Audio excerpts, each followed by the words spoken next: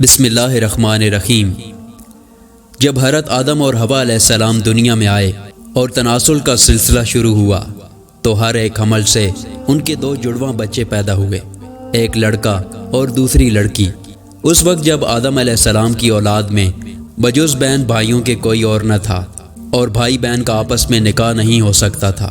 تو اللہ تعالیٰ نے اس وقت کی ضرورت کے لحاظ سے شریعت آدم علیہ السلام میں یہ خصوصی حکم جاری فرما دیا تھا کہ ایک حمل سے جو لڑکا اور لڑکی پیدا ہو وہ تو آپس میں حقیقی بھائی بہن سمجھے جائیں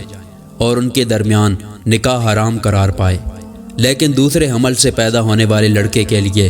پہلے حمل سے پیدا ہونے والی لڑکی حقیقی بہن کے حکم میں نہیں ہوگی، بلکہ ان کے درمیان رشتہ ازدواج جائز ہوگا۔ لیکن ہوا یہ کہ پہلے لڑکے قابیل کے ساتھ جو لڑکی پیدا ہوئی وہ حسین و جمیل تھی، اور دوسرے لڑکے حابیل کے ساتھ پیدا ہونے والی لڑکی بد شکل تھی۔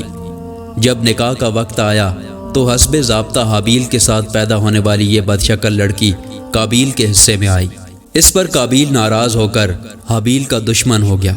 اور اس پر اصرار کرنے لگا کہ میرے ساتھ جو لڑکی پیدا ہوئی ہے وہی میرے نکاح میں دی جائے۔ حضرت آدم علیہ السلام نے شرعی قاعدے کے موافق اس کو قبول نہ فرمایا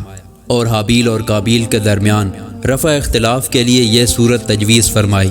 کہ تم دونوں اپنی اپنی قربانی اللہ کے لیے پیش کرو، جس کی قربانی قبول ہو جائے گی یہ لڑکی اس کو دی جائے گی، کیونکہ حضرت آدم علیہ السلام کو یقین تھا کہ قربانی اسی کی قبول ہوگی جس کا حق ہے، یعنی حابیل کی۔ اس زمانے میں قربانی قبول ہونے کی ایک واضح اور کھلی ہوئی علامت یہ تھی کہ آسمان سے ایک آگ آتی اور قربانی کو کھا جاتی تھی، اور جس قربانی کو آگ نہ کھائے تو یہ علامت اس کے نامقبول ہونے کی ہوتی تھی۔ اب صورتحال یہ پیش آئی کہ حابیل کے پاس بھیڑ بکریاں تھیں، اس نے ایک عمدہ دمبے کی قربانی کی۔ قابیل کاشتکار آدمی تھا، اس نے کچھ غلہ گندم وغیرہ قربانی کے لیے پیش کیا، اور ہوا یہ کہ حسب دستور آسمان سے آگ آئی اور حابیل کی قربانی کو کھا گئی، اور قابیل کی قربانی جوں کی توں پڑی رہ گئی۔ اس پر قابیل کو اپنی ناکامی کے ساتھ رسوائی کا غم و غصہ اور بڑھ گیا، تو اس سے رہا نہ گیا اور کھلے طور پر اپنے بھائی سے کہہ دیا کہ میں تجھے قتل کر ڈالوں گا۔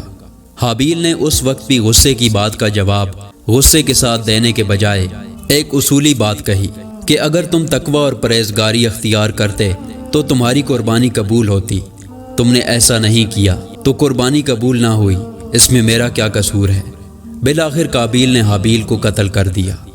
اس قسم کی مزید ویڈیو دیکھنے کے لیے ہمارے چینل کو سبسکرائب کریں۔ شکریہ۔